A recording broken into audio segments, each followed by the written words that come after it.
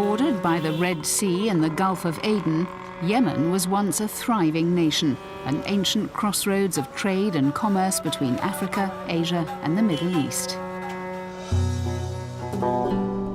Today, the country is the poorest in the Arabian Peninsula, and it's plagued by a myriad of socio-economic and security issues. The modern Republic of Yemen was established in 1990, when the traditionalist North and communist South merged after decades of clashes. The reunification was supposed to mark an end to the infighting, but the country has been beset by conflict and political unrest in recent years. In 2011, protesters inspired by the Arab uprisings abroad took to the streets to demonstrate against the policies of long-serving President Ali Abdullah Saleh. Around 2,000 people lost their lives and a further 22,000 were seriously injured in the ensuing violence.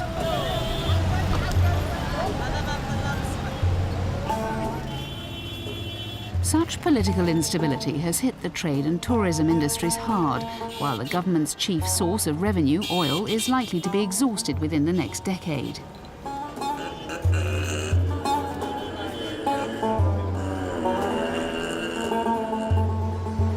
Sport, like many facets of Yemeni society, has been adversely affected by the economic downturn.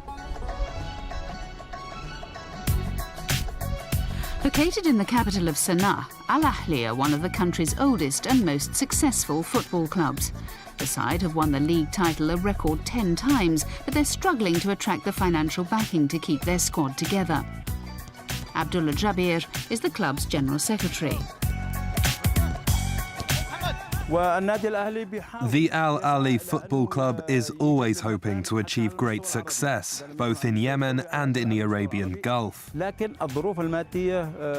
financially, it's extremely hard for us and all of the other football clubs in the Republic of Yemen. In Europe, large private companies sponsor football clubs.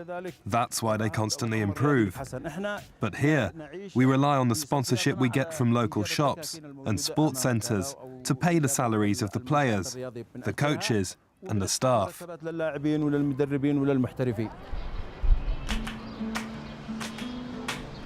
Across the city, Al Aruba are one of the newest members of the Yemeni Premier League.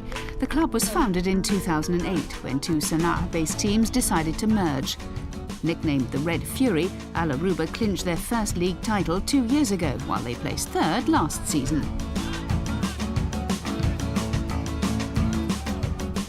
Their manager, Mohamed Al-Nufiai, has been acclaimed throughout the country for his leadership qualities, organisational skills and tactical acumen.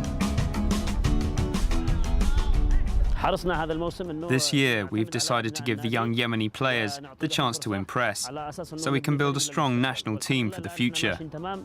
Essentially, we are working on two fronts.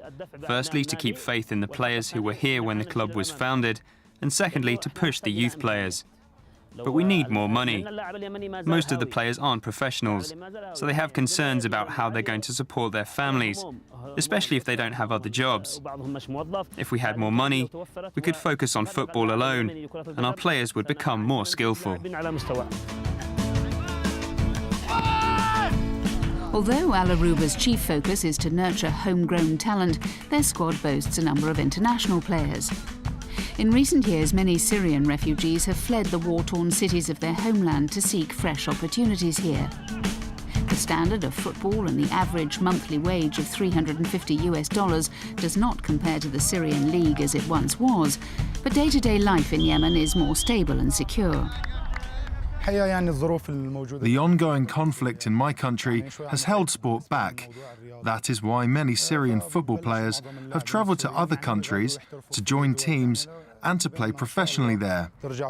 One day, God willing, the situation in Syria will improve. When that happens, all of the players who have left the country will be able to return home and make the league stronger and more exciting. When Transworld Sport was in the Yemeni capital, we headed to the 25,000 capacity Ali Mohsen Stadium for Al Aruba's home game against mid-table side At Hilal. Although tickets are free for every game, attendance at Yemeni Premier League fixtures is notoriously low, with security concerns and the attraction of watching European football on television often blamed.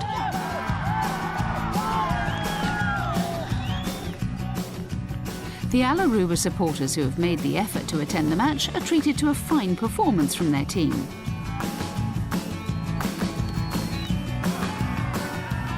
The Red Fury score 3 first-half goals without reply and go on to secure their 3rd consecutive league victory.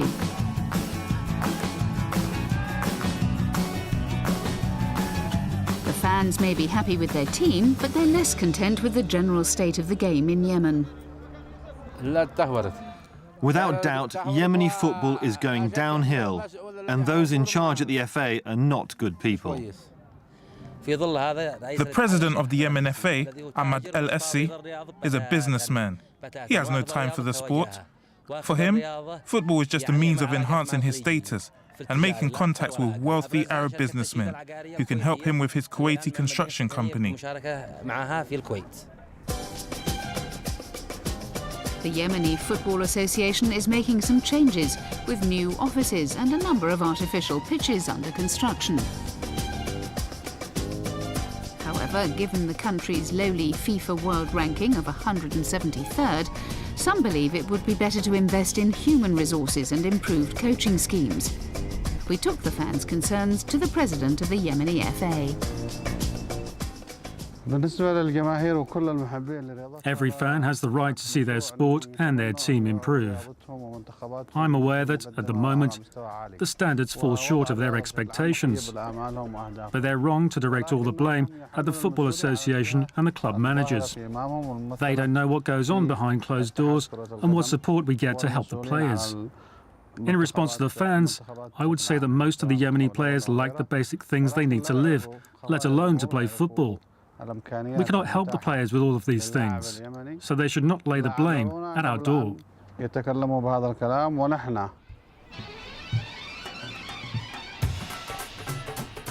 While Yemen's national sport has struggled of late, another pursuit has been capturing the imagination of fans around the country: cricket.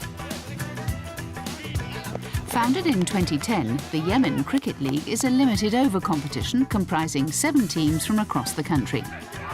Most of the players are expatriates from southern Asia, but more Yemeni people are showing an interest in the sport.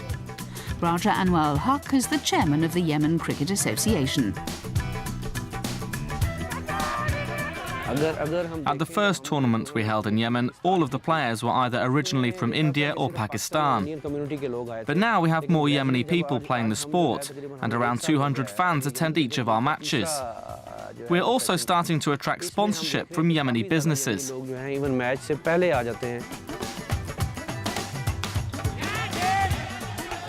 Yemen Cricket Association has set up a number of coaching courses and outreach programs in local communities.